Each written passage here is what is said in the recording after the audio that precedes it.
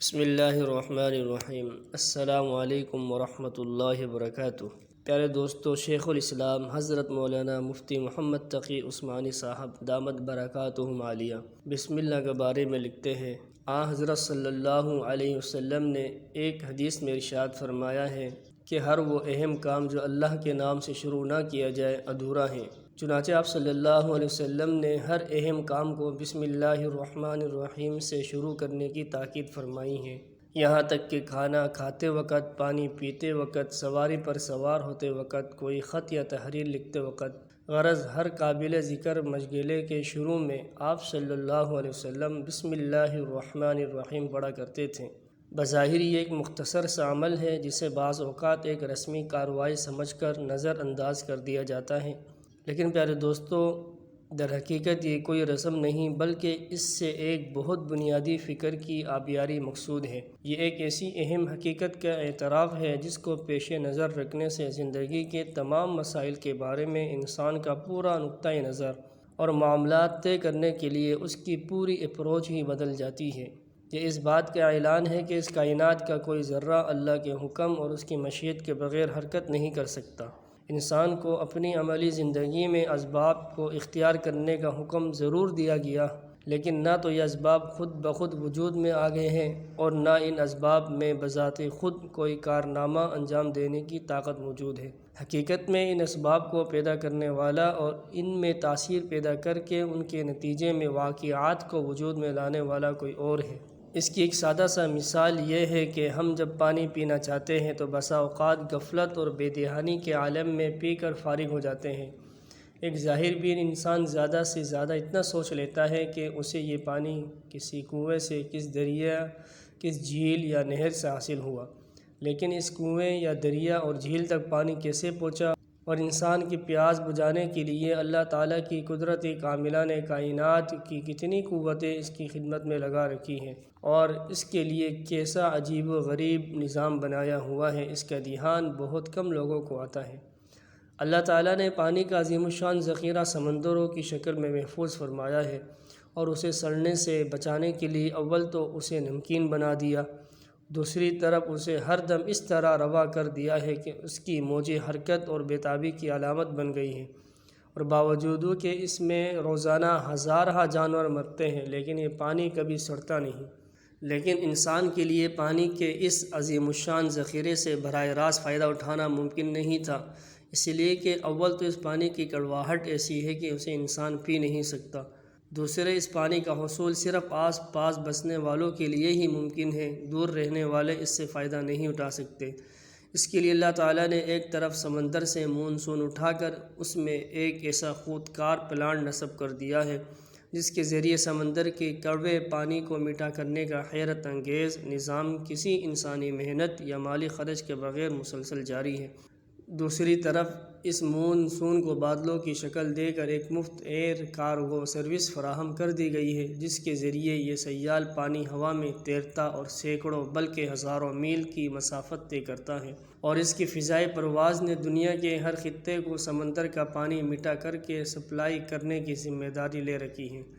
لیکن نہ تو انسان یہ برداشت کر سکتا تھا کہ اس پر ہر وقت بادل چھائے رہے اور بارش برستی رہے، اور نہ اس میں یہ طاقت تھی کہ وہ سال بھر یا 6 مہینے کا پانی ایک ساتھ اکٹھا کر کے رکھ سکے۔ لہٰذا اللہ تعالیٰ کی قدرت و حکمت نے یہ انتظام فرمایا کہ بادلوں کا یہ پانی پہاڑوں پر برسا کر اس کے منجمد ذخیرے برف کی شکل میں محفوظ فرما دیے۔ پانی کا یہ دلفریب کولڈ اسٹوریج پہاڑوں کی چوٹیوں پر دلآویز نظارے تو فراہم کرتا ہی ہے، لیکن اس کا اصل کام ہماری پیاس بجھانے کا انتظام ہے۔ پھر انسان کو یہ تکلیف بھی نہیں دی گئی کہ وہ اس برفستان میں خود جا کر اپنی ضرورت پوری کرے، بلکہ اسے سورج کی گرمی سے پگھلا کر دریا اور پہاڑی نالے بنا دیے گئے، اور اس کے علاوہ پانی کے سوتوں کے ذریعے زمین کے کونے کونے میں ایسی پائپ لائن بچھا دی گئی ہے کہ انسان جہاں سے زمین کھودے وہیں سے پانی برآمد ہو جاتا ہے۔ سمندر سے پانی اٹھا کر اسے پہاڑوں پر محفوظ کرنے اور پھر زمین دوز پائپ لائن کے ذریعے دنیا کے چپے چپے تک اسے پہنچانے کے اس عظیم الشان سلسلے میں کہیں بھی انسانی عمل یا اس کی فکر و کاوش اور منصوبہ بندی کا کوئی دخل نہیں ہے۔ انسان کا کام صرف اتنا ہے کہ وہ ان بہتے ہوئے دریاؤں یا زمین میں پوشیدہ سوتوں سے اپنی ضرورت کے مطابق پانی حاصل کر لے۔ اگرچہ یہ کام پانی کی سپلائی کے مذکورہ بالا قدرتی اور آفاقی نظام کے مقابلے میں نہایت محدود اور مختصر کام ہے، لیکن اس محدود سے کام کی انجام دہی میں بھی انسان بڑی مشقت اٹھاتا، بہت روپیہ خرچ کرتا اور کائنات کے دوسرے وسائل سے کام لیتا ہے۔ پانی کا ہر وہ گھونٹ جو ہم ایک لمحے میں اپنے حلق سے اتار لیتے ہیں، آب رسانی کے سارے طویل عمل سے گزر کر ہم تک پہنچتا ہے، اس میں سمندر، بادل، پہاڑ، آفتاب، ہوائیں، ندی، نالے، زمین اور اس میں پوشیدہ خزانے، اس پر چلتے ہوئے جانور اور بالآخر انسان اور اس کے بنائے ہوئے آلات سب اپنا اپنا کردار ادا کر چکے ہوتے ہیں۔ جب حضرت صلی اللہ علیہ وسلم نے یہ تعلیم دی کہ پانی پینے سے پہلے بسم اللہ کہو، یعنی اللہ کا نام لے کر پینا شروع کرو، تو در حقیقت اس کا مقصد یہی ہے کہ پانی کی اس نعمت کے استعمال سے پہلے اللہ تعالیٰ کے اس احسان عظیم کو یاد کرو جس نے تمہاری ہونٹوں تک پانی کے یہ گھونٹ پہنچانے کے لیے کائنات کی کتنی قوتوں کو تمہاری خدمت میں لگا دیا ہے۔ اس پانی کے حصول کے لیے تم نے چند ظاہری اسباب ضرور اپنے عمل اور اپنی محنت سے اختیار کیے ہیں، لیکن ان ظاہری اسباب کی رسائی خاص حد سے آگے نہیں۔ اس حد کے پیچھے اللہ تعالیٰ کی ربوبیت کا وہ محیر العقول نظام کام کر رہا ہے جو انسان کے عمل ہی نہیں، اس کی سوچ اور تصور کی پرواز سے بھی ماوراء ہے۔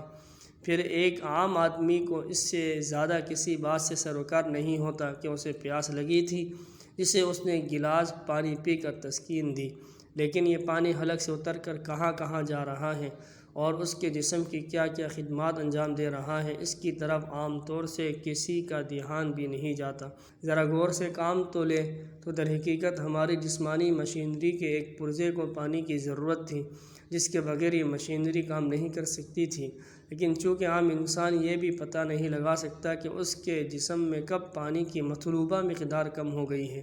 اس لیے قدرت خداوندی نے اسے پیاس کی شکل میں ایک عام فہم میٹر عطا کر دیا ہے جو ہر عالم اور جاہل، شہری اور دیہاتی، یہاں تک کہ ناسمجھ بچے کو بھی خود بخود یہ پتہ دیتا ہے